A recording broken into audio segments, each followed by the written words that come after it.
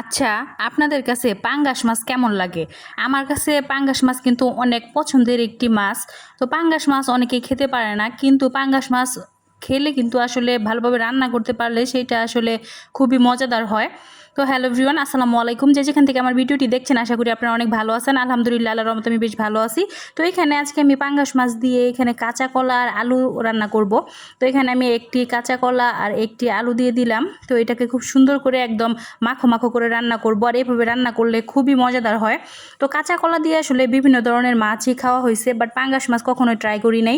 পাঙ্গাস মাছ আমি সবসময় ভুনা খেতে পছন্দ করি, কিন্তু আজকে একটু আলাদাভাবে রান্না করব। কাঁচা কলা দিয়ে একটু মাখো মাখো করে, মানে একদম ঝোলও না আবার একদম ভুনাও না আর কি, একটু মাখো মাখো থাকবে।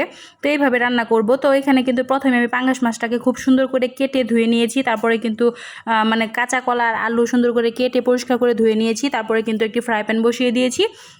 ফ্রাই প্যানের মধ্যে পরিমাণ মতো তেল দিয়ে পেঁয়াজ কুচি খুব ভালোভাবে ব্রাউন কালার করে ভেজে নিয়েছি। তারপরে কিন্তু অল্প একটু আদা জিরার পেস্ট দিয়ে সেটাকে খুব ভালোভাবে ভেজে নিয়েছি। তারপরে কিন্তু এখানে সকল মশলা দিয়ে দিয়েছি, মশলাটা খুব ভালোভাবে কষিয়ে নিয়েছি।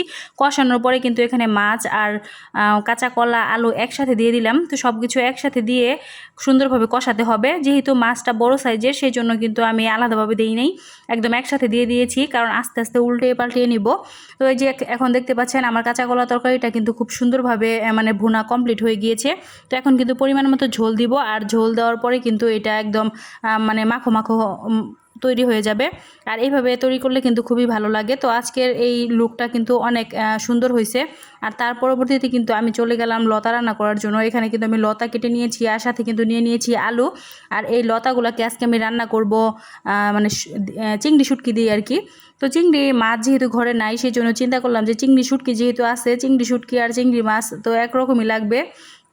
তো সেই জন্য আসলে চিংড়ি শুটকিটাকে খুব ভালোভাবে আমি পরিষ্কার করে গরম পানিতে ভিজিয়ে রেখেছিলাম। তারপরে কিন্তু বেশ কয়েকবার ধুয়ে নিয়েছি, কারণ চিংড়ি শুটকির মধ্যে প্রচুর পরিমাণে বালু ধুলা থাকে। সেই জন্য কিন্তু এটাকে খুব ভালোভাবে পরিষ্কার করে ধুয়ে নিতে হবে বারবার।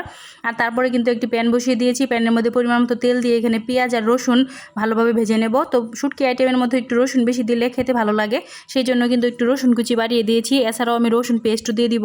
তো এভাবে কিন্তু রান্না করলে খুবই মজাদার হয়। তারপরে কিন্তু এটা ভাজা হয়ে যাওয়ার পরে এখানে আমি যে চিংড়ি মাছগুলো খুব ভালোভাবে ধুয়ে নিয়েছিলাম, মানে চিংড়ি শুটকিগুলো আর কি, সেটাকে এখন দিয়ে দিলাম। এটাকে খুব সুন্দর করে লাল লাল করে ভেজে নেব। আর সাথে কিন্তু অল্প একটু মানে রসুন বাটা দিয়ে দিব। রসুন বাটা একসাথে মিক্স করলে এটা খুব সুন্দর একটা স্মেল বের হবে, সেই জন্য কিন্তু রসুন বাটাটা একসাথে দিয়ে দিব।